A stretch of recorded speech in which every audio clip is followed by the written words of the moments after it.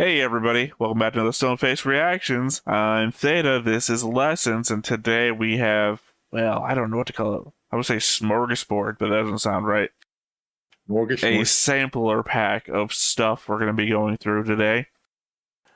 Since Lessons only saw the movies, he missed out on the openings to the various episodes, so we're going to go through those in order. We also have done a ranking, a really wonky ranking thing, but we'll cover that in the first tier. We're going to be going back and forth between the videos and the tiers, so I guess just sit back and enjoy the ride. Oh yes, Birdie, flying through vacuum. Because that's what you do. It's a pre-programmed bird. It doesn't know. And then we went from keyboard to Eurocore. Again, mainly this is going to be your reaction to this, because Yeah. I've seen it many times. Oh, that's a spoiler right there. This is the first opening. Yeah, I know, but it's La Flaga and the guy in the mask with DNA strands in the back. Like, what does that mean? Do also remember this is coordinator versus human, so there's Yeah. many implications.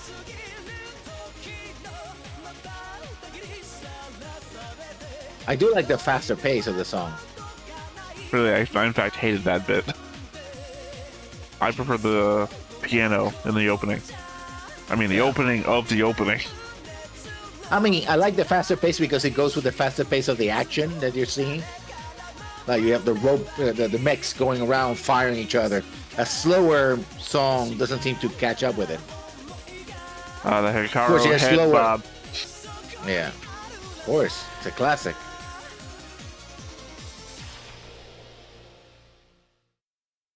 Yeah, for editing purposes, the faster pace is better because you have so much hectic action. You can just show the slower parts and go by by faster. So yeah. Well, I know I've mentioned this in the show reaction, not during the movie reaction we did. My preference towards the musical stylings of the show, and I believe I listed this one as the lowest of the tiers. I don't like the fast pace bit in relation to the slow piano opening. Sorry, I just don't know the terminology for what I'm trying to describe. It's an intro, yeah. Well, I said the opening of the opening before, but Yeah. specifically, I really enjoyed the piano opening, and then it just goes into Eurocore or whatever, and it's very much like, oh, I was hoping for more of the piano, really. Well, that's just a setup. It sort of eases you in, and then It boom. doesn't ease you in, it gives you false expectation. If I started, like, playing a funeral dirge and then went hardcore into, I don't know, Gwar, you would be like, what? I don't know, actually, that's probably a bad example, because Gwar would maybe do something like that. Yeah. If I started playing, like, the diploma acceptance song, I don't know what the name of that song is, the one you play, and then went into Gwar, you'd have really messed up expectations. I don't see. I'm used to more. This is more of electronica style that I'm used to, and a lot of songs start slow like that to get people into it, and then bam, they hit you right with like in the fifth or sixth chord. They're like, okay, we're done with this. Now that we got your attention, boom, let's go. All right, well, that has been Invoke by TM Revolution, which played from episodes 1 through 13. Although I do have a note here that it also played through episodes 1 through 26 on the Toonami broadcast. I don't know what YTV is, but it played in episodes 1 through 50 of the YTV broadcast, which is to say, all of the episodes. YTV didn't get any different openings. But anyway, that has been that one. Let's go ahead and go over to the board real quick. So, up here on the top. So we're starting on the top, okay? No, we're not starting on top. I'm just bringing your focus up here to the top so that you can see us. and that I can describe it for the audience. The characters are going to have these little boxes around them. The Thedos remembers ones is the ones that only I remembered. You specifically didn't put a score down except for visual score. So I've just doubled my score and then added your visual score on top of it to try and even it out. Things that we both remembered is just, 1 times our score, your score and my score combined. And then we had this special category for things that only you remembered. Which isn't to say I didn't remember them. I remembered them perfectly. You remembered them more than they existed. So we're gonna spot that one when it comes up. But first, let's reveal a row before we go back into the music. Which is to say F tier. Your Ali Kasims, your Mayu Asukas. I think the thing to do here would be since you obviously don't remember most of these people by their outlines, if you ever want to ask who somebody is, just in case. I would say that Mayu Asuka, she kind of looks like a gender reversed, not Arthur, but Kira Yamato. It's almost like it's Kira Yamato's face with different color eyes and different hair, but it's literally the same face. Well, we've legit hardly even been introduced to the character yet. Yeah. As I think I described to you before, she is a character that gets introduced in the HD remaster, put into a scene to invoke the fact that, she was around. Otherwise, we have Ali Kasim, a member of the council, the zaft council, the Asukas. Most of the parents are going to be here. Separated only by the 1 point difference between you giving a parent a 1 point iconic visual design or a 2 point iconic visual design. I have no idea why you made any difference between them.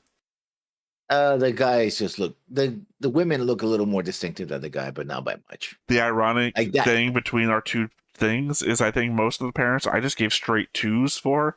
Mm-hmm. But you gave some of the parents a 1 in iconic visual and some of the parents 2. Which means to say that you thought most people were average like me, but you thought some people were a little bit more shit. The difference between a 2 and a 1. I gave everyone 2s, you gave some people 1s. Yeah. And of course, the one person in F tier that we both recognize, which is to say, I don't even know how you recognize this person. Well, I recognize him because you actually pointed out to me during the movie. It's like, oh yeah, that guy that died in that gunfight. Yeah, that guy got a little more coverage. It's like, oh yeah, I remember Theta saying that. Well, there you go. I remember more you telling me to remember the guy than I remember the guy. Ironically, I think you're misremembering, which is why I'm saying ironic, because I think you're thinking of Miguel. That's the guy I pointed out. This guy is just there in the background. For some reason, he had a behind the voice actor. I guess the guy must have said something, so he got a little box. Oh yeah, because he's trying to cover what's her name, so that she can get into the Gundam, and then he dies. It's like, I'll cover you, and then he gets. Yeah, that's basically what he says. Yeah, I'm just saying that you said that I said something, and the only person I said during these scenes is Miguel, because he gets a sorry, not Miguel, Rusty, because Rusty gets his own little side manga thing. Because everyone's like, oh, Rusty died. Oh, it's so sad. It's like, where the fuck is Rusty? This is the first episode. And Rusty gets his own little background manga thing. So you understand why everyone fucking cares. If you read the manga. Yeah, I have no idea. I just know that's a thing, because why the fuck does anyone care about Rusty? Now, anyway, that is row F, the lowest tier. Let's go back to a music video.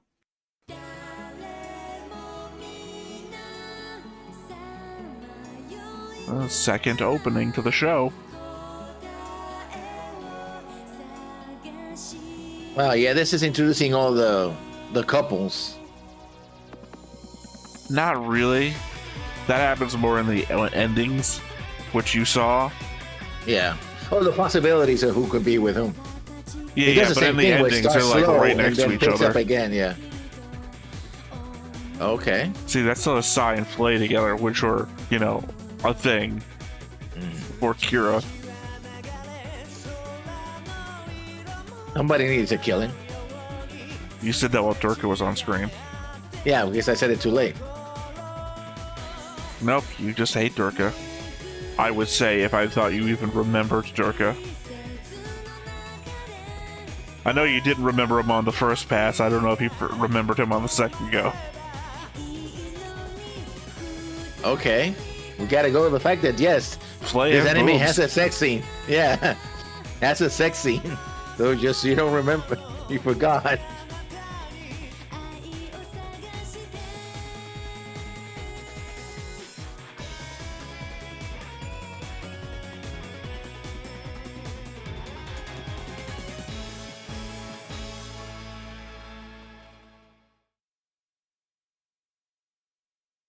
Lower pace, but I still like it. Still had the slow start and the pickup afterwards.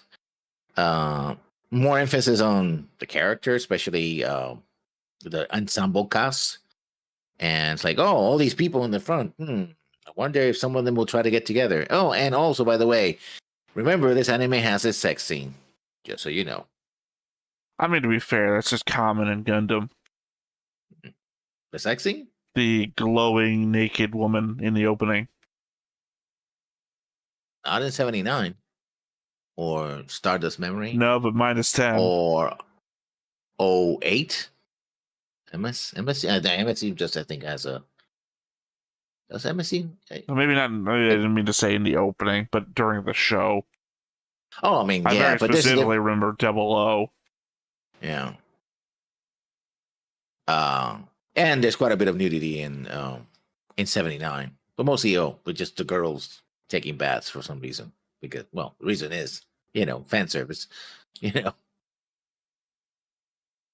All right, I guess that's that for that one. So back to the board. All right, well, we've done F tier. I think we all can do the alphabet. Mm-hmm.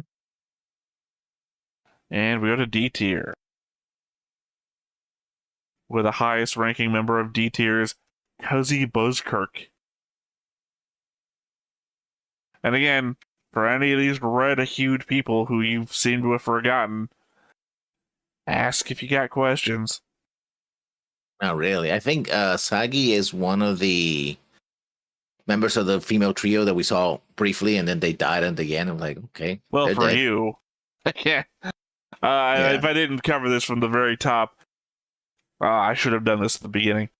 The wonky nature of this is obviously that my review comes from a full 1 through 49 episode watch of the entire series. And Lessons review comes from a full 1 to 3 watch of the movie. So, the red doesn't exactly indicate people that Lessons forgot. It's also people that Lessons might not never have known. Obviously, if some of these people don't get screen time in the show, I mean in the movie, or get like 1 second of screen time. Mm-hmm. But yeah, like I said, if you have any questions about who any of these people are that you think you might have actually should have known. No, not really. Because George Alistair is what's her name? Dad who dies in an explosion. Flay. Tilling. Tilling looks like somebody who should be important, but the one picture is him with everybody wearing uniforms, so it's like, that's... Yeah, Tilling was a Orb commander when they first approach Orb. And Orb tells the Zaft and Alliance to get back. Yeah. Yeah, he's the commander there.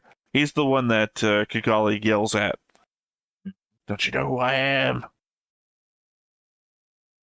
Yeah. All right, no commentary on anybody else? I remember Myrna because you mentioned her. It's like, oh, yeah, she is Kigali sort of... Keeper. There's another word for it, but it doesn't matter. So, yeah. Well, these people are People. People. Out are of all of people. these people so far, you remember 5? 5 of them. I mean, the Flaga, not because of him specifically, but rather because of what happens later, in the last movie where like, oh, the big reveal. It's like, oh, okay, I remember him because of the big reveal, which turned out to be not that big, I guess. I mean, why wouldn't it be And that? here's It's pretty big. All right, well, next opening. All right, this one is Believe. I didn't mention it before, also. Moment, the last one we did, played during episodes 14 through 26. This one played between episodes 27 and 40. Yeah.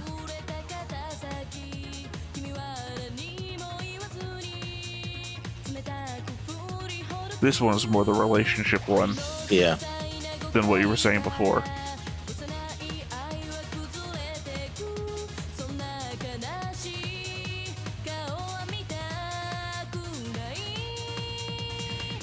There you go. And these jackasses. They're not really jackasses. They're not like your rebels. Not really. I hate them more than I hate Rebel. I don't hate Rebel at all. Well, by definition, then you'd have to hate everybody more than Rebel. Anybody you hate at all, in fact, you hate more than Rebel. I wouldn't call Rebel a jackass. I would have. I know. Well, he is.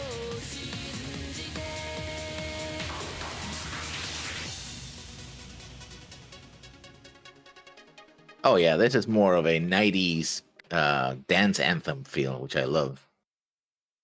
And also more focus on the machines as well. See, it's weird that you say that.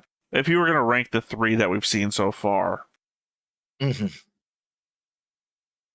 This one will be first, then the first one will be second, and then the middle one will be third so far. Yeah. So oddly, remembering them as we do them, this would be my number 1 as well. I don't know about ranking the other ones. I don't fucking care. This one, my point would be, was better than all the other ones. I mean, it was smoother, especially when it says I start with the classic, heights of the Gundam lighting up, like, That's there's also the element of, again, no false expectations. He didn't introduce to me to like a slow piano opening. We just like go into it. What we started with is what we ended with. I don't see that as false expectations, but yeah, okay. Okay. If I hand you a piece of cake, right? Uh-huh. And the moment you go to like take it from me, like, nope, here's a piece of pie. That's what's happening. It's a slow piano opening to then pull the rug out from under me and go into like techno is like, that's setting false expectations. The thing is that you haven't heard a lot of techno, apparently. That's the reason why you find this. But what I have heard is a lot of classical music and a lot of piano music. I'm sorry, there's multiple genres that use piano, but I've heard, multiple genres that use piano that are piano all the fucking way, right? So, see, I don't find it strange because it's the idea of starting slow and then ramping up is not new to me. Yeah, that's not new to anybody. That's how life works. There you go. Life is a lot of starting slow and then ramping up. That's how you learn to walk. I'm just saying, that's not... Sorry, just the way you threw that out there. Not new to me, as though I'm some fucking idiot. That's how narratives work. I mean, literally, you start slow and then you ramp up as things get crazier. It's more that you may not have experience with this particular type of music arrangement. Yes, I also understand what a fortissimo is. It's going from slow, from going from quiet to very, very loud. It's a build-up. Life is all about build-ups. Anyway, no, I'm just saying, again, it's not like if there was another element to Invoke's opening of the opening, like if it wasn't just the piano, if there was something else in the background to indicate, oh, this is piano, but there's like a little guitar undertone, and then, oh, no, we've gone full guitar. Something. Well, the thing is that I will say this: it starts with the piano, and then the rest of the music. I think there's still piano, but it gets drowned on the other thing. Which, if you were going to start with the piano as sort of the bass, you would keep that as the undertone throughout, and have whatever else No, is coming Piano on Man's build up. gone. The rest of the Yeah, he's like, if I was gone. gonna make a So music video out of this, it would be a classical musician sitting down, starts playing the piano, and then fucking punk rock band comes in and like, dude's like, ah, and walks off, and then it's just the rest of them from then on. who was the guy? Oh, he's dead, but he used to do like he would do funny numbers in the piano. That his whole comedy bit was that he would play the piano and he would do like tricks Well, and I'm stuff thrown like by that. the fact that you said that he's dead, because the only people I can think of are alive. Like the British comedian who has like the dark mascara he wears under his eyes. He's like really crazy hair. No, not him. Uh, He used to be. He died in the 1990s. He's an older. He was of course an yeah, older no, this gentleman. guy is still going. The guy I'm thinking of. Yeah, But, I mean, there's a lot of people no, who do comedy piano, so it's not like. yeah. All right, well, back to the board. I got to pull back because there's so many characters. Yeah, well, it's a bell curve, right? That's the saving grace of this, is that even though we have such different inputs, again, yours from the movie, mine from the show, and like the whole way we're kind of trying to work around it, the bell curve still exists, which implies that it's still working, right? All right, C tier. Egyptian Rambo leading out C tier. That's a reference I only have told you. You have none of that build up for. See, again, this is another element that I think shows that it's working right, is that the two Hibikis ended up like right next to each other. Because you have to consider them similar ranked characters, and the fact that we did independently of one another indicates the ranking system is still kind of working. Anybody else you have a note about? I want to know who the heck Marco Morrison is, but He had like maybe 3 seconds in the movie. Yeah. He had 1 episode in the show. When they're leaving Africa and heading, I think like around the Indian Ocean, he leads a group of submersible. Sorry, I can't remember the name of. Well, you know how like Waltfield had like the ground base that was floating around and everything. He has his whole underwater thing, so he attacks from underwater and everything like that. And he has a whole problem with Waltfield being killed, but I think it's like a jealousy thing. So yeah, he gets his 1 episode.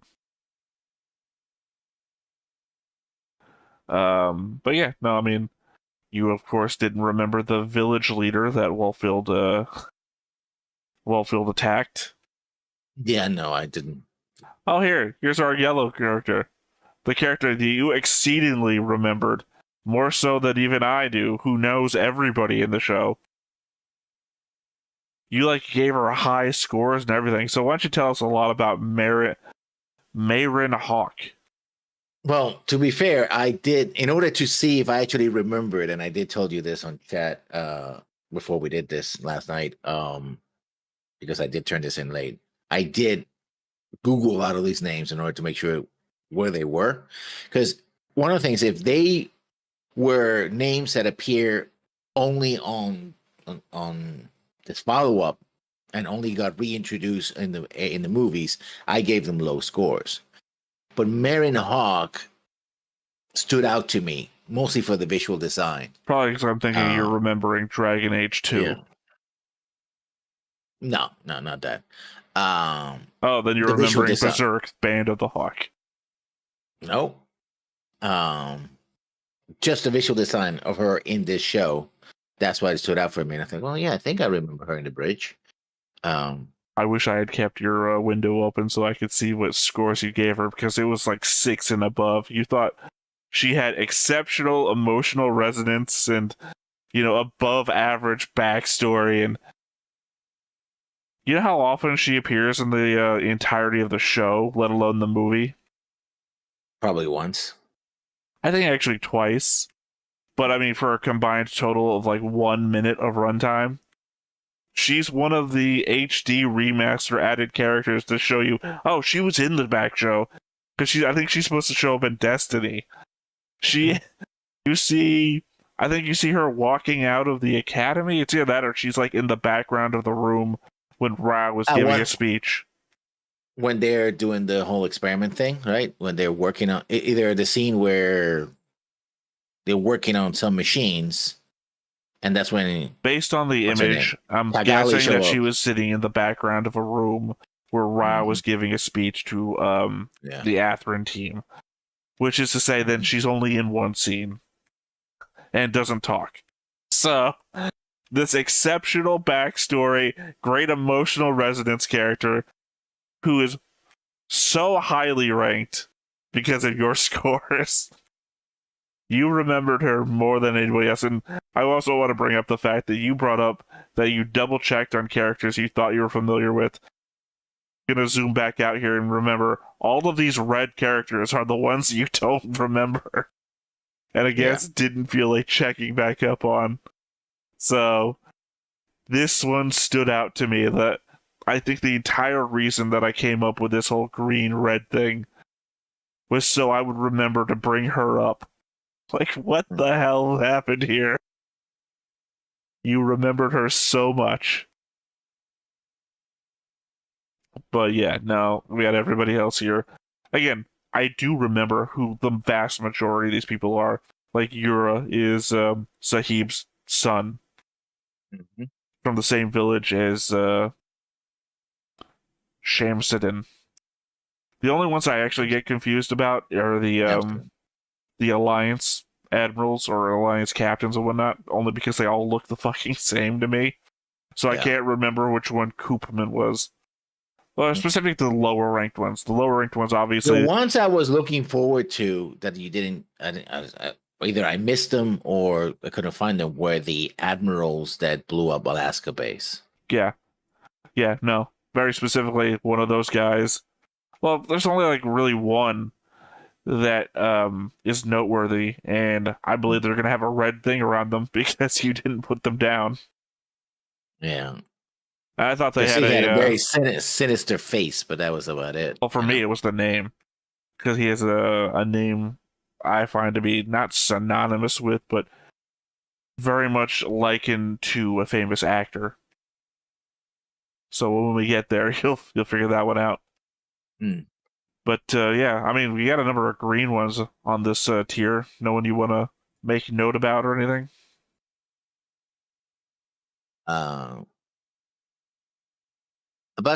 Sai, because you told me whole backstory about how what's her name cheated on him. He's like, oh, well, yeah, him and Flay had a verbal engagement based on what their parents made, and he was so understanding. And of course, Toll gets killed, becomes a big deal. Yeah, because he practices on the simulator. So then he rushes out in the middle of a fight to get into the cockpit and gets himself shield smashed. Wow. Yep. I think Clotho was one of the trio from the yes, you called them bastards. The just now, trio. Recently, like a moment ago when we were watching the video. Yeah, the drug addicted bastards, yeah. Well, to be fair, I think they got drug addicted, that they weren't drug addicted before. I think we should go on to another music video. Oh, that's right. This is my number one. The other one would be my number two.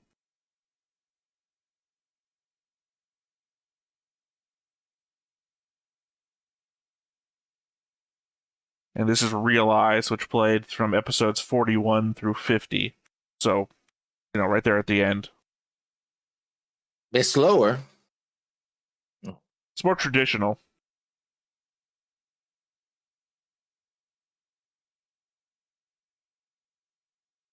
I still don't like her. As the girl you hate. I mean, hate's strong. I think it's more of a dislike. Obviously, because it's a relationship thing. I don't like. Well, one, I hate her because she caused the death of one of my favorite captains. But hey, no, I do hate her. Never mind. You're right.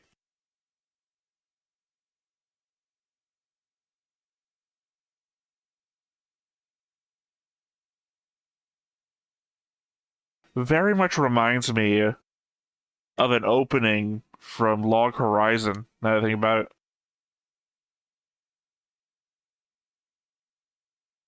Also, maybe a tinge of Last Survivor.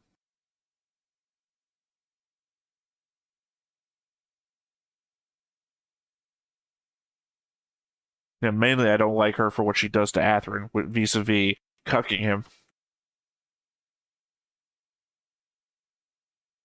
Not really. Look, I don't know if you can cuck someone without having sex, but I feel like she's done it. No, I don't think she did. Look, I think she was right all along. you don't understand because you took the short route to get there.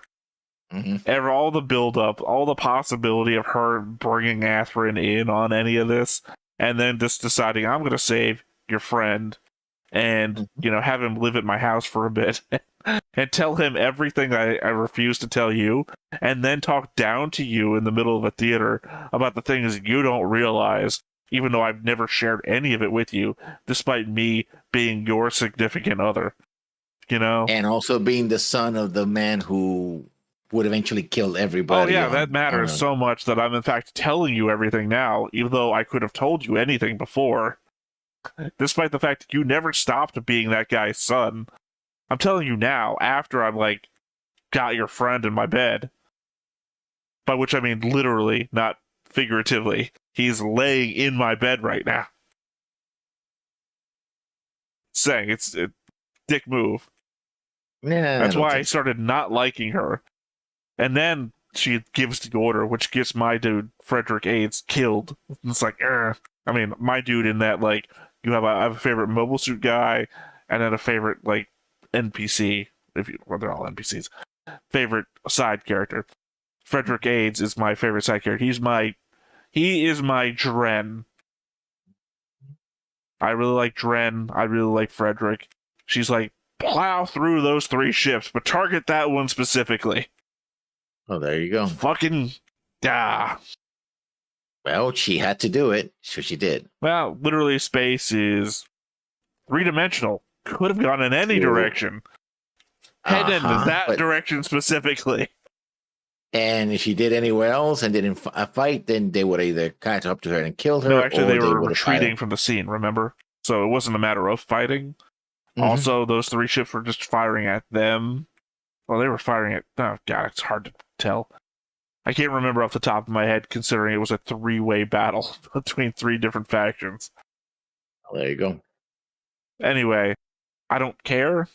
Is I believe what I said during the thing. I don't care what her reasoning was. I would rather she died than Frederick.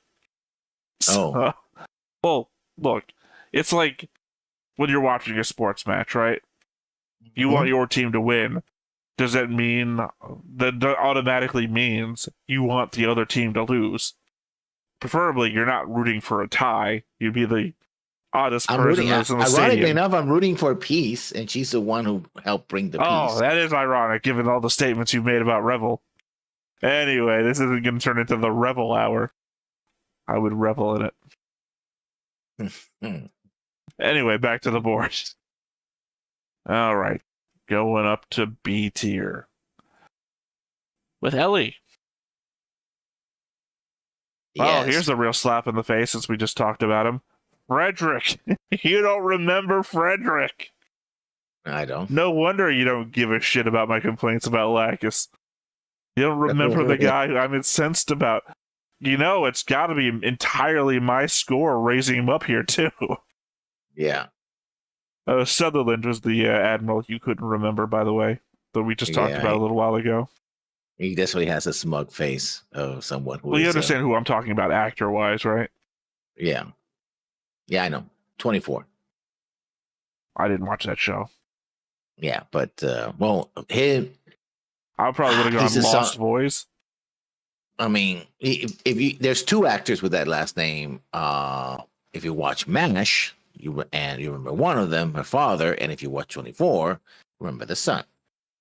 Or Lost Actually, Boys. I probably would have gone Heather's.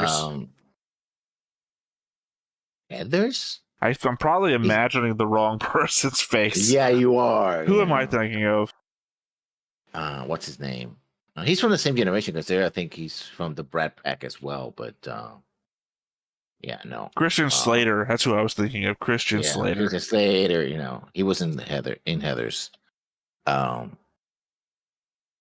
It's also funny, I used to work at Goodwill, and there was a guy who came into Goodwill who both looked like and sounded like an older Alan Alda.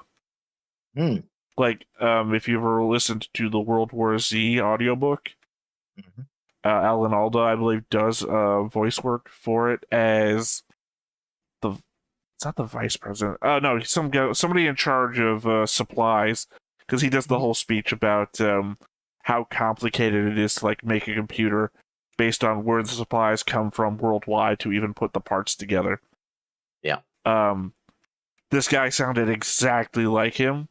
Plus, he looked exactly like what you would imagine an older Alan Alda to look like. Just talking about MASH, because we brought it up. So what Alan Alda looks right now? I didn't know Alan Alda was still alive. I thought Alan Alda was dead. No, he's still alive. Well, because he's had a hard life due to his own shit. I mean, obviously, I thought he was dead long before he really was, considering I just talked about him being in an audiobook. So, yeah.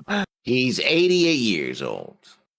I'd really hate to find out that I was actually talking to Alan Alda, telling him and his wife, you sound so much like Alan Alda. There's a good chance he was. That happens. That actually happens. And if he was him, he was pretty cool with it. It's like, well, yeah, that happens. Well, I mean, he was, because the guy was like joking about hearing that before.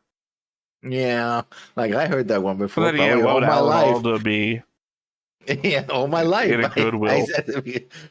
I don't know. Buying stuff? I mean, to be fair, sure. I mean, just like everyone else.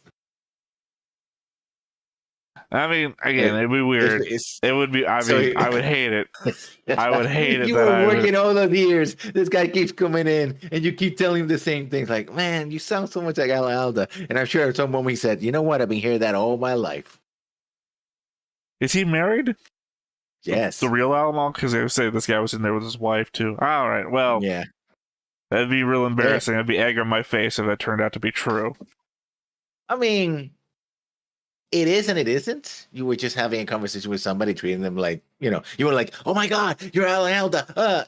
That's the part that gets weird. If you're like, "Oh yeah, sir," you're just being helpful, and he kept coming into the store, then either he was a lookalike because everybody seems to have a clone in the world, or it was really him, and you treated him nice, and he kept going in because you good service. So either way, win-win. All right. Well, Yazik Jewel over here, 69ing. I know you don't like them, even though they're technically my guy. Technically, he still needs to kill him. Technically, both of my guys are in the same row, only 2 points apart. Yeah. Again, I don't think it gets mentioned in the movie, but the scar he has on his face, really early on, they say you could have had that scar removed, but he keeps it as like a memento to remember what he's fighting for, which is specifically to kill Kira. And that's why at the very end, or at least maybe episode 49, the post-episode thing, he doesn't have the scar anymore because he's moved past it. I mean, obviously, I'm not past the irony that he's right next to Ellie here on the board, too. And yes, it was very sad, and I still remember it, especially because I did the frame-by-frame showing of how gruesome her death actually was. At the same time, though, this is Gundam, man. A lot of horrible shit happens to a lot of good people. True. And the idea that you can't move past something is detrimental is the word that comes to my mind, but that's not impactful as a word as I'm looking for. it's counterintuitive to the entire message of Gundam Seed. I mean, yes. You didn't sit through as much of the speeches as I did. And it's the same speech over and over again. Ironically, let's see, is he on B tier? There's a guy that you forgot. I couldn't believe that you forgot. No, he's not on B tier. Was he on one of the lower tiers that I forgot to bring him up? No, actually, I think it's my score raised him higher. He's not on this tier. Well, there's a character who very specifically gives the Waltfield speech, but better, in that he goes, if something were to happen to you, I would want to kill whoever did it. Yeah, that's Kagi mother. He's the leader of Orb. Yeah, yep, you're right. It was Kagi's mother, whoever the fuck that is, or whoever the hell they are. Father. He lays it out pretty well. The whole revenge is a cyclical thing, right? And then it's like, well, Yazik's my boy, lessons. So if you killed Yazik, I'm gonna have to kill you. So, I mean, I'm not gonna torture him or anything. Just put in a bullet between his eyes, and that's it. It's like, some things are unforgivable. Boom. Yeah, you understand that that's how it works for a lot of people, right? Yeah. But it's not that you tortured them. I think that only makes it worse. You're throwing out extra. Other people are just angry that you killed their son, daughter, mother, father, cousin, relation. So killing. Yeah, it's the fact that you killed them, that they're no longer there. They have to live with that. The same thing you feel for Ellie, right? So, the fact that you can't let that go for Yazik is just creating the problem. I don't care. No, I mean, to be fair, this is the conversation that I had a lot with Justin, is that I don't know what the solution is either. Because it's human nature, right? It's just fucking human nature, which would be the problem. And we're not trying to say change human nature. I mean, there is a solution, and that's peace and reconciliation, but peace and reconciliation also requires quite a bit of justice. And I think that's the point. Yeah, I think the problem is actually the anger that you put on justice. You said that. You see, what we need is peace and reconciliation, but to get the reconciliation, what we need is justice. It's so part of the. Whether I put a lot of anger or no, I just simply say it just need a little of justice. Still is required, and that's the thing that he is. The feeling is that he escaped justice. Did he? I mean, yeah. You gotta remember, his friends got killed too. Not for nothing. He's not coming at this from nowhere. There's the whole conversation that Janus 7 is the reason why they're all fighting. So a bunch of these people have already lost people. It's the cyclical nature of harm, right? Not even just revenge. You hurt me, I'm gonna hurt you. Yeah, but it doesn't seem to be a proper accounting for his actions. Or anyone's actions, for that matter. That's the problem. He did warn everybody that the giant beam weapon was about to hit them, and they should get out of the way. How many people would be dead if he was dead now? Or if he had gotten the revenge that you wanted before that moment? A lot more people would have been dead. He could have been someone else. He's probably not the only one who's smart enough to realize what the hell the giant mirror cannon thing was. Well, it wasn't a realization. It was really, he was in direct communication with the thing telling him to get out of the way, so that he then warned everybody else on the other side to get out of the way as well. It wasn't a realization. It was, hey, everybody on our own side doesn't recognize what this thing is. You guys better get out of the way. Hey, my friends and friends of my friends, you guys should get out of the way. So, I mean, you're saying it would have been somebody else. You could never know that. You could never know it would have been somebody else. It could have been nobody else. I think that's the difference between an NPC and a main character. Is that supposed to redeem him? No, I don't think you can. I think the point is that there is no redemption. I think, in fact, the show fails on its own concept of people can be better than what they are. And in fact is we need to accept that everybody is who they are. And, I can't think of an example. You know, there's just people you're never going to be able to deal with, that sort of thing.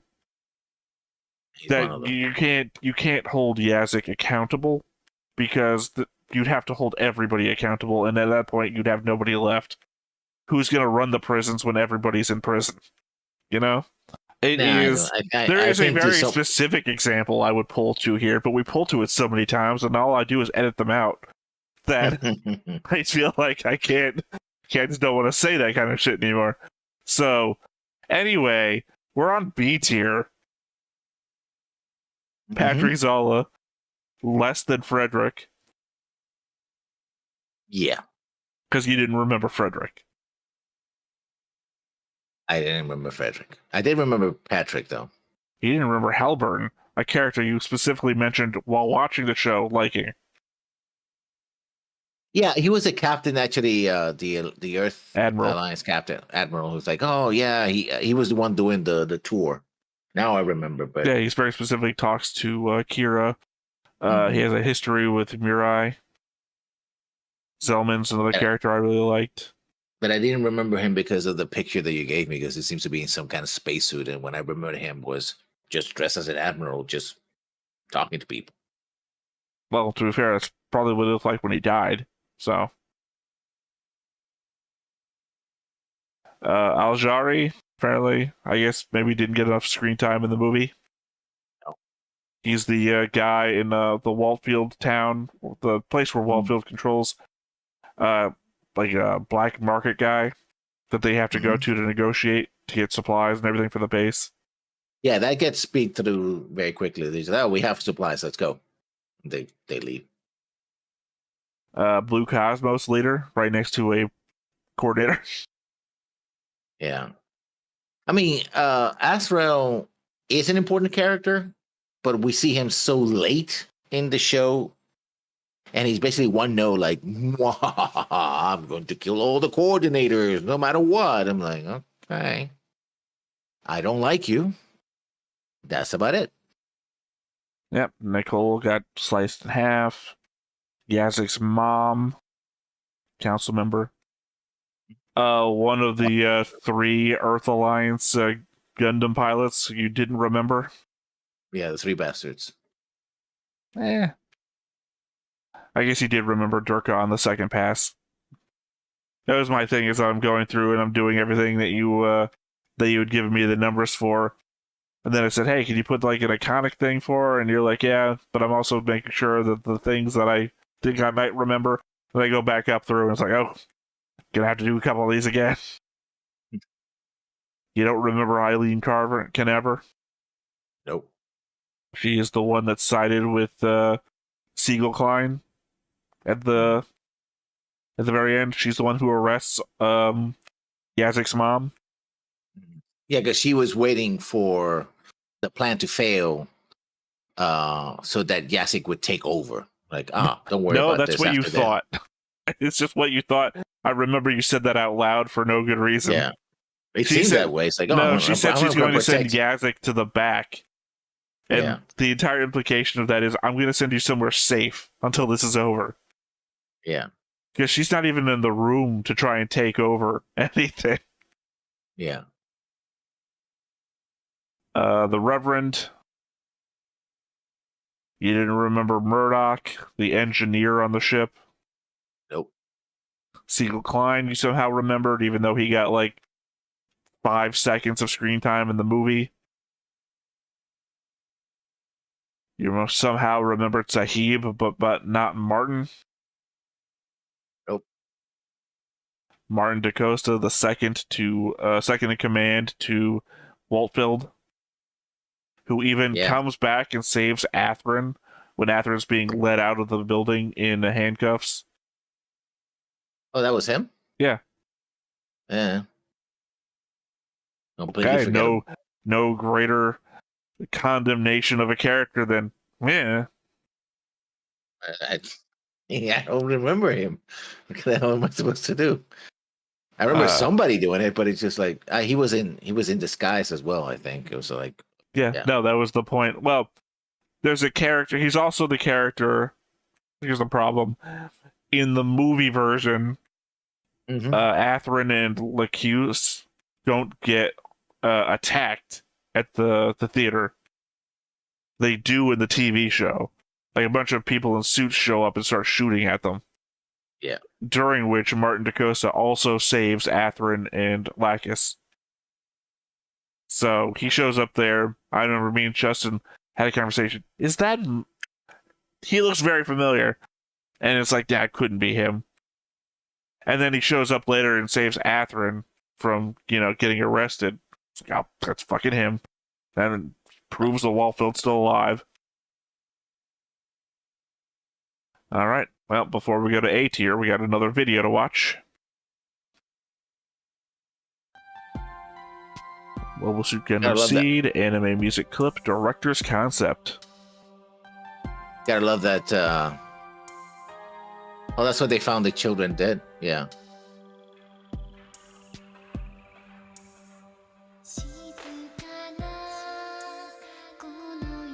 All right, this is the song that she sings when she's captured aboard the ship too. Before Flay takes her hostage.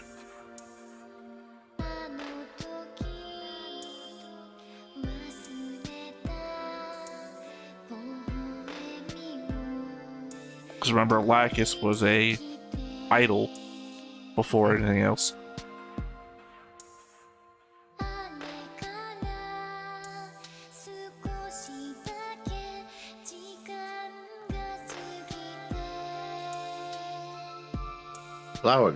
Flower guy, I suppose. This time around. Athrun at his mother's grave. A character you also didn't remember. I remember Athrun. His mother, Lenore. Oh, it's not it. By the way, so now you can also tell that the music of the opening isn't diegetic. Hard Euro techno beats versus this, the actual music of the show.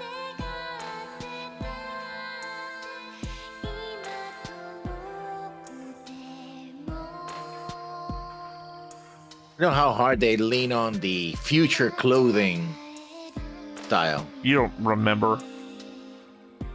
Sorry, you didn't get to experience episode 1 as many times as I did, where Kira's outfit is mostly belts. Yeah. Arm belt, chest belts, belt. Yeah. More belts than a pilgrim.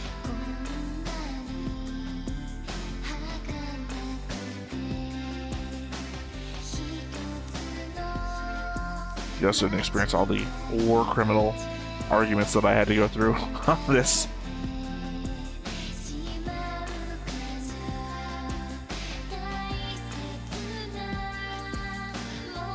I still can't get past the fact that the Harus have hands inside the little ear flaps. Oh, they always have. Well, you say that. I didn't start with Haru. I watched just about every Gundam show that didn't have Haru in it before I ever saw Haru. My first Haru was from Mercury, in fact. The Harus usually roll or they float, but they also have hands. Griffin was insistent that Witch from Mercury was related to Gundam Seed, because he had seen like Gundam Seed before, and he knew Haru were in that show, so he thought, or this show as it were, like, no, it's unrelated. Witch from Mercury is its own thing. Yeah, Harus are just like the pet robot of the franchise. Except for this one, where you also get Birdie. Yeah. And Akabe. You get more Harus. You get Haru, you got Navy, you got so many ones. Well, Mr. Pink and Navy. Mr. Pink. Yeah. But yeah, they're all made by Athrun. Oh.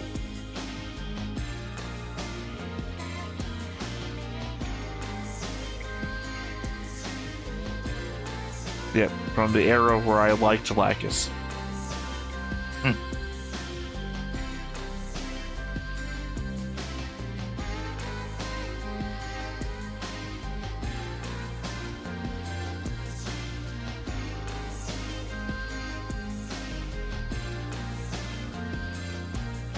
Also, you should just put Mr. Pink in your suit. The robot is not gonna die out of asphyxiation. Yeah, but you could lose it in middle of space.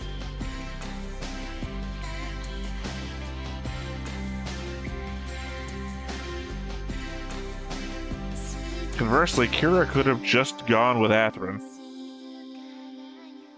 Why? Change from the inside? Not gonna work. You say that. He's a fucking main character. The universe will bend to make his will work. If you're in Macross 7, yes. No, if you're in any show, ever. Not really. That's how anime works. Not really. Well, okay. The exceptions to the rule, right? Maybe if you're not like in Now and Then, Here and There, where the world is just fucked and nothing you do matters. But this is a fucking Gundam show. He's a main character. Yeah, he's not like a woman running away from a fight with a child in her hands where she's gonna get nailed by some flying bit of debris. He's a fucking main character. He's a main character who survived a nuclear blast. Well, that's true. What are they gonna do to him? Also, this is Don't Touch Me Unless I Want You to Kira Yamato. Yeah, when he's fighting people that are not coordinators. No, did you already forget? He is the best coordinator. He's the best. Oh, he was made to be the best coordinator. Yeah, that's what I'm saying. All their coordinators tell him that. So, I'm just saying, what if? Because he would have also gone back before all the insanity started happening. Because that was also when Siegel Klein was in charge of the council. Siegel being the peace guy. So, the war shit, I mean, they were in war, but he was calling for peace. Patrick's version of zaft, which is gotta kill them all, that doesn't come until after this. Okay, but what could he have actually done other than give a speech and that's it? Well, for one thing, you're saying like a speech wouldn't have done anything. Again, this was the Siegel-controlled council. So this would have been the peace-centric council. And also the fact that, ironically enough, the Earth Alliance was hell-bent on continuing the war. Well, because of Blue Cosmos. Technically, you could argue that maybe not. You forgot Blue Cosmos. I didn't forget Blue Cosmos. Blue Cosmos wasn't implicitly in charge until the end, and we've lost. Well, we lost a number of the good admirals by that point that Blue Cosmos is in charge. Alaska base lost. Panama base is lost. Yeah, by that point, we're talking early in here. This is like the first 10 episodes where so much negative shit hasn't happened yet. Literally, at worst, Heliopolis is gone. I mean, at worst, Janus 7 is gone. But I mean, to the continuing the war operation thing. And Heliopolis, again, full of fucking escape pods. And we know like almost everybody got into one of those things, so it doesn't seem like it's irretractable. And again, Siegel Klein was the peace guy. That's why they broke off when Patrick took over. Mm-hmm. It seems very likely that they could have pulled it back. I'm not saying that Kira would have been like the prime motivator of a peace conference, but you know, the main character of the show is there, then that's where the activity is. That's where the camera focuses. I think if he had known about his lineage and be able to show that as evidence, how important he really is, then yeah, I think they would have listened to him. But I think the main problem would have been Rao. Because Rao, as we find out, has been operating this whole time to keep the war going to an ultimate end. Yeah. And Rao is really the only one who knows the lineage stuff and everything. So he would have been operating behind the scenes as a detractor without anybody knowing. Like, we wouldn't have known at the time he was up to anything.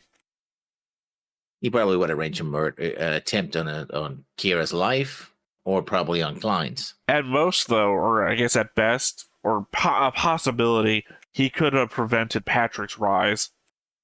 Because Patrick's rise comes at the voting Siegel out after failures of stuff. Obviously, I feel like with Kira around, Patrick would have been more operational. He would have been doing stuff. And being that Kira would have been there, and again, he's a point of view character, we would have seen Patrick doing things we didn't see him doing. Yeah, but this is the thing. It's like Kira, I don't think would have done any of that because he wanted to protect his friends and wanted to make sure that he was there with them. So. Also, hey, I'll go with you guys if you stop attacking my friends. You'll get the last Gundam, but you have to leave. I'm gonna say white base. You have to leave Archangel alone. Yeah, but what happens afterwards? I think it was this guy who wanted to. Well, I guess she stopped them. Klein. She stopped them. Lacus stopped them. Lacus Klein. Otherwise, he would have just attacked because he wanted that. What was his name? Rao. Rao. So. Yeah, I'm just saying you could have negotiated. Also, not for nothing, but Lacus is there, and she did give orders to Rao. So, Rao, put me in contact with my father. You mean the head of the entire Zaft Council? Yes, that guy. We're gonna do the negotiations right here, right now. Like, she had the authority to make him stop. I think she has the authority to make him open a communications channel. And, again, not for nothing. I'm not talking about the negotiations to end the war right here, right now. But, at least the negotiations to let my friends go and I'll come to your side. Or at least I'll join Athra and my friend. Not fight anymore, but I'll just be over there like he wants me to. Whatever. Things could have gotten done, and she had the authority to do shit. Another reason why I don't like her so much.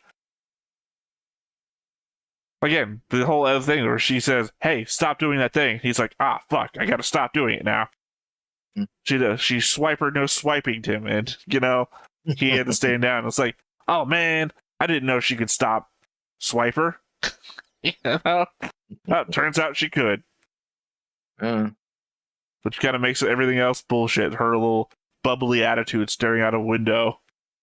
Well, turns out she was in actual full control of everything. Well, I don't think he was in full control of everything. Oh, no, she just had authority to haphazardly control stuff as she deemed fit. For A tier. So as you can see, it's not just my score doubling people you couldn't remember, raising people up, because the red stuff just kind of falls away, and the red stuff's the people you've forgotten or didn't see. Mm-hmm.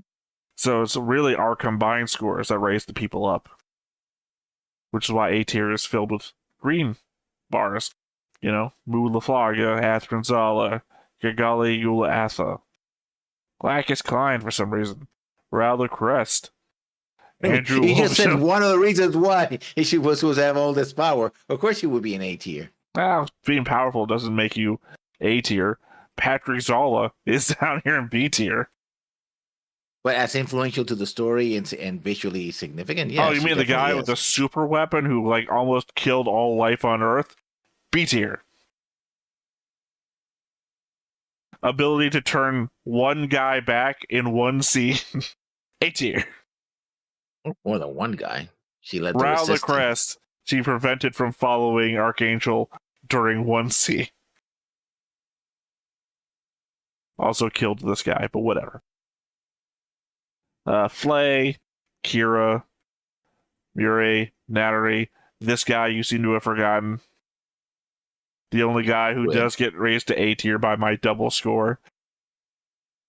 I don't know who the guy is. You don't know who this guy is? No. You remember that trick I told you about concept boards that you could do before if you forgot who people were? Or if you forgot their connection to people was? Oh, yeah, that's Kigali's mom. Yep, that's Kigali's mom. You got it on the first go. Well, he's... When he's I look at that face, all I think is, that's her mother, all right.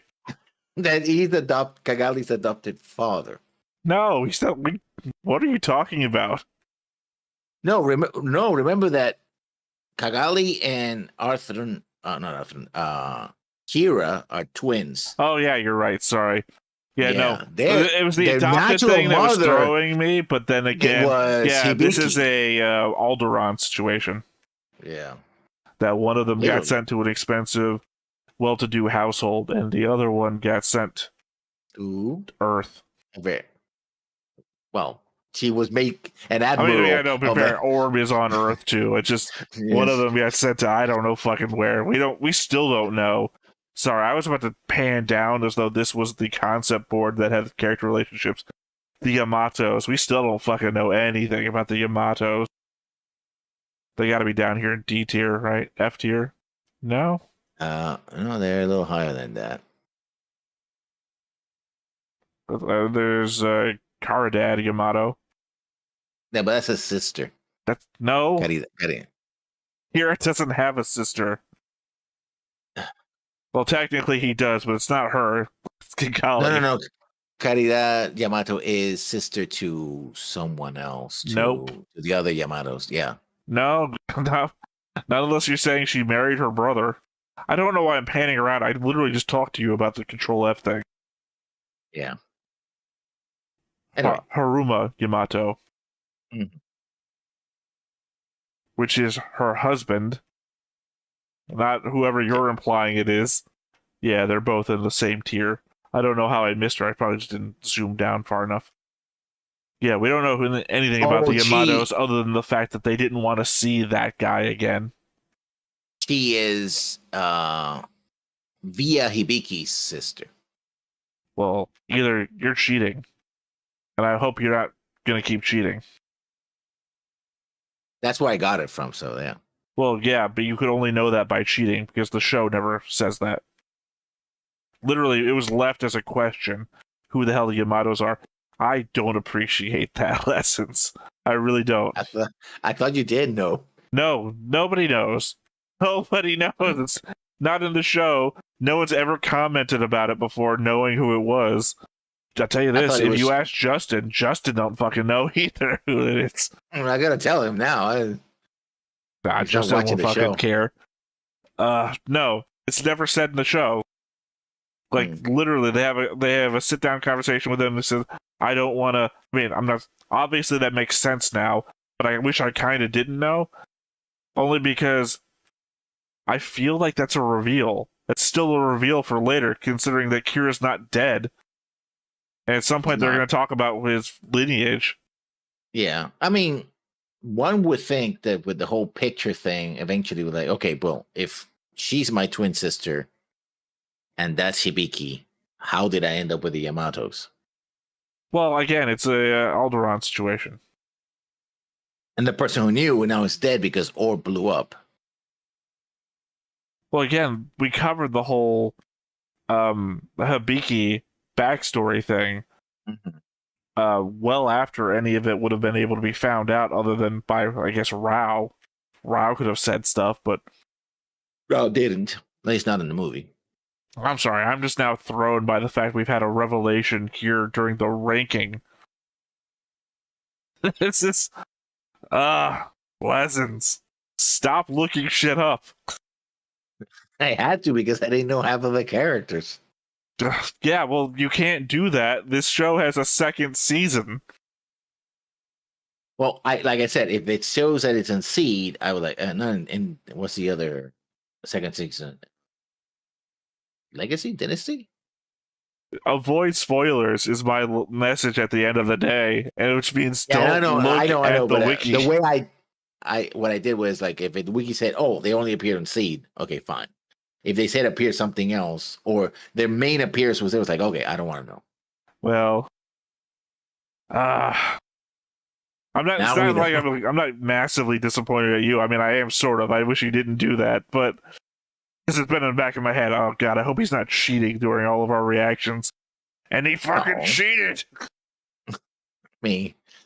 But also, that was one of the standing mysteries. Who the fuck are the Yamatos? And you're like, oh, it's her sister. How do you know that? And it's like, you could only know that one way. It wasn't from the fucking movie. God damn it. I thought you knew. It's like, of course he knows. No, I don't know. It wasn't told. Now you know. They don't even have the same hair color. Why would I even suspect that? I would just assume that, I wouldn't have even thought Uncle Baru, or whatever the fuck his name was, I don't know who you're talking about. Star That's Wars. the thing. I don't. Oh, I keep telling you the Alderaan thing. Aunt Beru and Uncle Owen. Oh, Owen, yeah. Yeah. I wouldn't have Like thought. I wouldn't have even thought that. Like, who the hell is Well, that? Baru kept coming. I'm thrown, man. You've thrown me by this whole revelation. Because they don't even indicate that. What's her name? Via Hibiki has a sister. Mm. Like that's never shown. Like I said, that has to be a Destiny thing. Yeah, Gundam seed Destiny, which means it's a second season, which implies that they're going to cover this. Like you've unveiled a whole story arc in my head now that has to happen. It could be a simple mention. It's like, oh yeah, or it could be manga. I mean, to be fair, it could be manga. Probably is. Like I said, I've been thinking that for a long time. Who the hell are these people? But then again, I didn't think that Kigali was adopted either. That would caught me off guard. But I mean, that one you could have logicked out. Because obviously you're like, well, we know who her mother is. So obviously it's not this dude. Yeah. Yeah.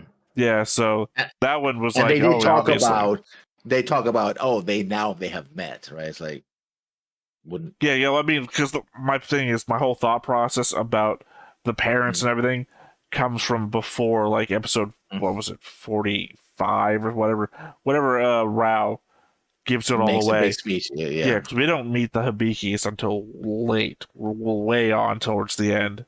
Yeah, when they're orb. Yeah, and at which point I'm more about, like, the Ulan Hibiki's connection to Al de Flaga. Flaga to create the clone. Because that's my whole what is Atherin's relation to Kira? From the purely hypothetical route of, are you related? Like, are you related in the fact that sorry, I said Atherin, I meant to say Mu Laflaga. Are you related in the aspect that the guy who donated genetic material for your creation gave it to your father to then genetically create somebody? Are you the son of the scientist that creates you, or are you the son of the genetic donation? I mean, genetic donation, we're talking about biological. Right, but even because he was still genetic with the father. Donation doesn't itself create anything. Somebody has to then use that material to make something. To elevate him to be a coordinator, because otherwise he would have been a normal. No, I'm saying that. Yeah, no. You're talking about Kira. I'm talking about Mu. Mu Laflaga would have been was still the natural son because he was born. He wasn't born naturally though. He was created. Exactly. Sorry, no. Ra was created. Mu was natural born. So then I guess maybe I'm talking about Rao. No, because remember they had to take his genetic material and put it into a vat or a container. He's not born from a normal woman. He's not a test tube baby. All of them are test tube babies. Well, no. Because remember, we saw the backstory thing that some people had natural births expecting to have coordinators, and that just seemed like random. And then Ulan had to do this whole. The word's not coming to me. I don't want to keep using test tube baby. It's like incubator. He had to do this whole incubator thing to create coordinators. Yeah. So at which point it's not a natural situation because he has to put in effort to create a child versus somebody who just donated genetic material. Look, we're men. We donate genetic material all the fucking time. Doesn't often create anything. So at that point, effort has to be put into creating something. And is it more the effort of the person who's doing the thing, or is it just, the genetic material? I mean, without the material, they wouldn't have either Mu Laflaga or his brother. Well, I mean, in this case, I am attributing to Ulan the aspect of motherhood. He's doing the effort. He's running the incubator. Everything that a mother would have typically done in a natural birth, he is doing artificially. But genetically speaking, does that make Rao Mulafaga's father or brother? More brother than there's no 'Cause attribution 'cause he's to a being a father. clone. He's a clone of his Al, father. not Mu. Yeah, exactly. So Well, that you would said be his father, so father. it's like what Yeah, father. Yeah, because Oh, it would be you're just a coming clone. from the angle that he's the clone of Al. Yeah. Well, I guess that would make that would make Rao Mu's father. Uncle? Father? Uncle? Well, it depends on how you view it, because that's just like nomenclature, right? The difference between a biological tree and a series of words, right? Well, I suppose because if you make a clone of yourself, you could think of your clone as your twin. So in fact, it would make Rao his uncle, his Mu's uncle, right? Rather than because if you have, let's say, think biologically, if you have identical twins, right, and you're the son of one of those identical twins, then the other twin is your uncle. Well, arguably, it's not the father. It's not the father in any which way, because also there's no such thing as a perfect clone. We know he's not a perfect clone because he's literally aging too fast. But he is a bad Xerox of another dude. So, in which case, he's definitely not the father because he doesn't share the same genetic material. I mean, he does. He doesn't, he's though. Yeah, he's a clone, but he's an imperfect clone, which means it's not the same. Meaning that if you took the DNA from Al and you took the DNA from Rao, they would be different because they would be broken in different aspects. Because one, obviously, he's got broken DNA. Rao, by broken I mean there's breakdowns in like the the DNA sequence where it's not in the father. So the DNA is different. It's not significantly different in that, it comes from the same basic thing, but you put them over top of each other, they're going to look different in certain aspects. Like, I forget the letter abbreviations for each thing, but it's not going to line up perfectly because they're not the same person. And they're a bad copy of one another. So, there's no possible chance he could be the father. No, he's the uncle. By virtue of the fact he didn't have sex with his mother? Here's the nomenclature thing. Rao could be considered, I guess, Al's son. But he could also be considered his brother. Which means we have a song in the making. Yeah. Good country song. My old grandpa. Yeah. All right, well, I mean, that's A tier. Yeah. We got another music video.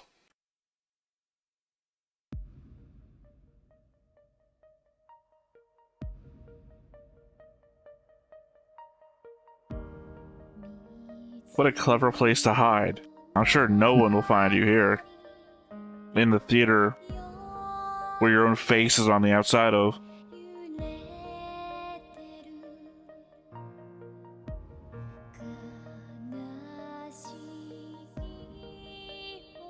They got Mr. Pink to just bounce out in front of everybody. Well, he was programmed to leave a message, so it wasn't a clever way that Lacus was leaving a message for him, but in fact you're claiming that it was Athrun leaving a message for himself. No. Athrun created and programmed Mr. Pink. So you're saying it's programming, then it's his own programming. I mean, she could just reprogram and record the message. Oh yeah, that's what I think she's capable of. That's what I think. Bubble-headed. She has people for that. She didn't have anybody. Remember, she's on the run.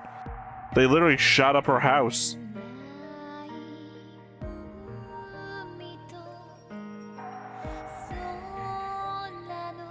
By the way, clearly not the HD remaster. No. Not bad though.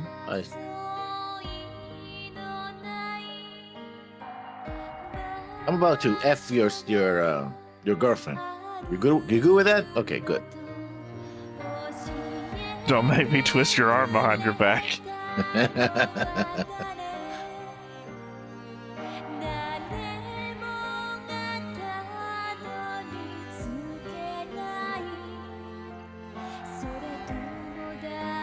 Hey, it's Nicole's dad, another guy you forgot.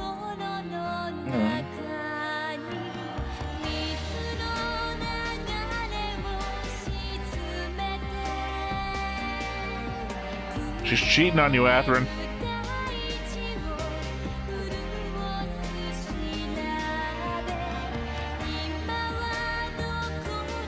Yep, the scene you didn't get in the movie.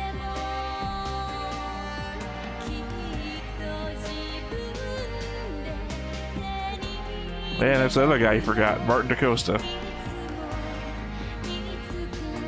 It's surprising that she survived and her dad didn't. Why? Exactly, that's my question. I don't find that. I'm asking why is it surprising? Oh, I'm sorry, why she survived and he didn't. Well, for one, he's an adult. Uh-huh.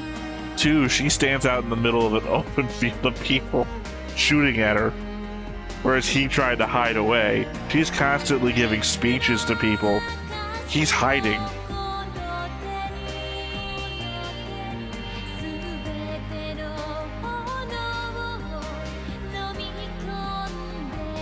Yeah, but I think she's always in the move, and he apparently was in a safe house, and once they cornered her in the safe house, well, that was it.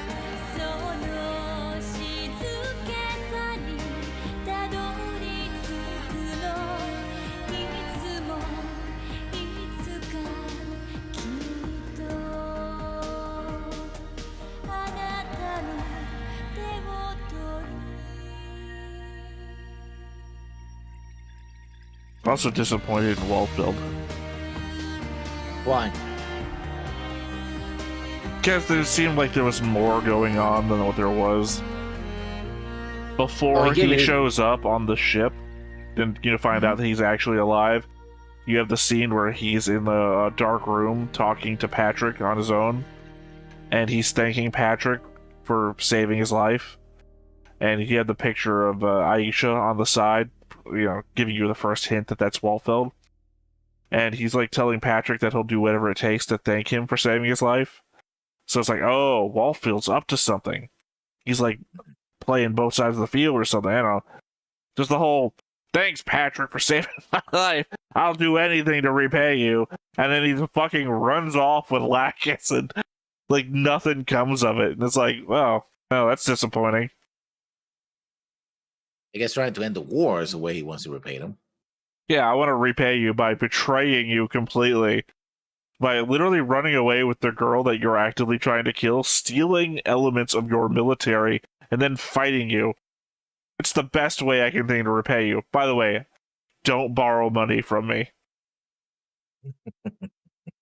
I'm just saying, like I said, it's like hinted, like something's going on here.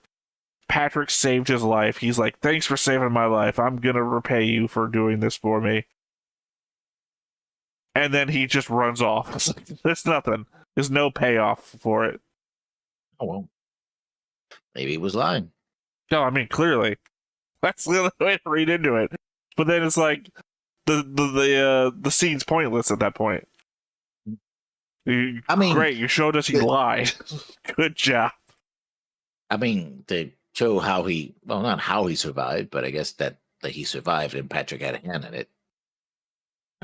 Didn't need a whole scene dedicated to just that. Literally, it would have been faster if he showed up on the bridge and Kira's like, I thought I killed you. And he would like, Patrick saved me. Boom, 1 second. It would have been handled.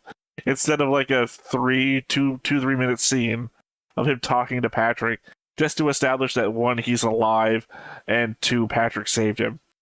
It's just a weird scene that sets something up that doesn't happen. It's kind of like Rao's scene where he's taking the pills and he's like shivering from his like drug problems, and he's talking to Patrick and then he's pretending to be fine, and then when Patrick hangs up, goes back to shivering and says, I fucking hate that guy. And the payoff really doesn't come to that. Because you think Ryu's up to something directly, and it turns out he's like very indirectly just sharing information. I'm gonna fucking get that guy by a series of unfortunate events. Like, what? I guess this is a theme that the show is not really good at this one element. Which is to say, having a conversation over a tele-thing and indicating that you're going to be up to something, and then not paying it off. Alright, well, let's go back to the board. Alright, we're back at the board to reveal S tier, of which there's nothing. So we got another music video to show you. I mean, if I seen the series, I'm sure there would have been a couple of S tier characters. But... Oh, probably, no doubt. Obviously, that's the problem. Is that even doubling my own score is I didn't. There were only a few, like, 10s that I gave out, and only like I think 3 characters, or I mean, I can only remember off the top of my head giving one character like 3 10s in anything. Yep. But that was few and far between. Obviously, I have to think it must have been Mu or Athrun because they're the tops, right? Nobody got over 80 on this board. But again, it's a jank board because the whole yours are based off the movie, mine are based off of the TV show. Some characters don't get played well off of both things.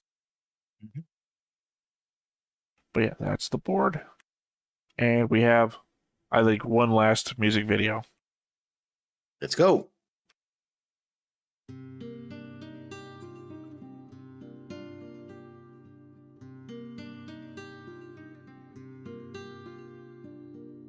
Sir, what do you want me to draw flowers for?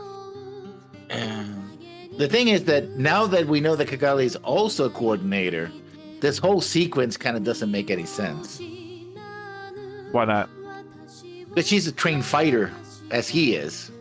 Well, no, he's a product of the military. She's a freedom fighter. One of these two people had more training than the other one did. Yeah, but she shouldn't do as badly as it is. Because the whole thing about when this scene happened was that, oh, she's a natural, therefore cannot keep up with him. When in fact she should be able to. Well, you're making a false assumption here. That all coordinators are equal. You know, she could be like resting on natural talent. Which would be a coordinator talent? Well, no, somebody who has natural talent but doesn't practice versus somebody who practices. She could be resting on what, is natural talent and doesn't push it, versus Athrun, who has the same natural talent but practices, trains, etc.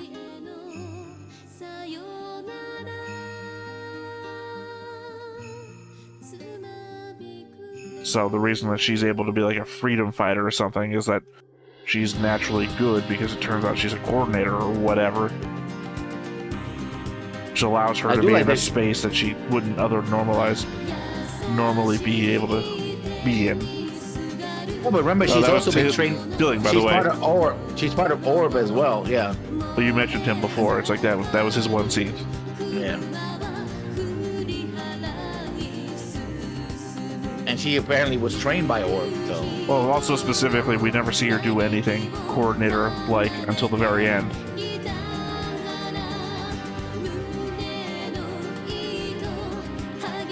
So maybe she's only got partial coordinator genes. Maybe she's not a full coordinator. But she's the twin. They never said identical twin. They just said twin. Yeah, but look, it's not a little so late in the Star Wars thing that Leia starts having force powers, right? It does feel like we've ripped Star Wars pretty hard here. Yeah. So the coordinators are like force users? Well, also remember, we also covered the backstory thing of all the natural born people who tried to be coordinators, and that was haphazard and didn't always come out the way you wanted. And also remember, Kigali was naturally born, whereas Kira was fat grown. It seems that, like, it's implicitly stated that Ulin took Kira out of his mother's womb to put into the incubator to do his shit on, whereas she kept Kigali in her.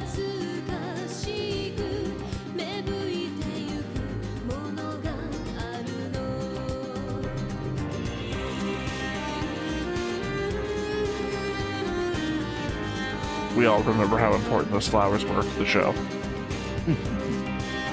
I have to believe that they represent Orb somehow, given that this whole thing is about Orb.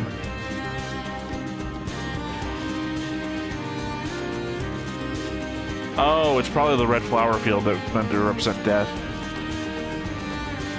I mainly remember that from 86. Anyone who died in the show showed up in the opening. Every other episode had like a new opening with dead people in it. Belts.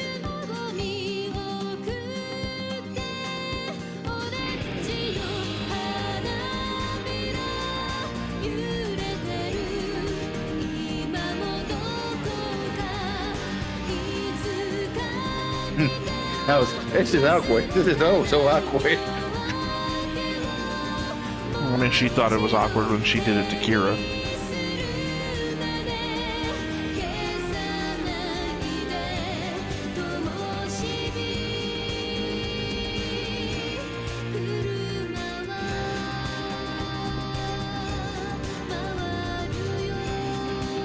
I'm cool with 50% of this.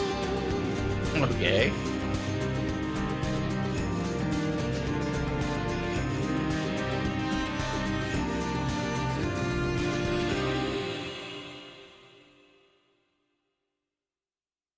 What? Her two sides of her.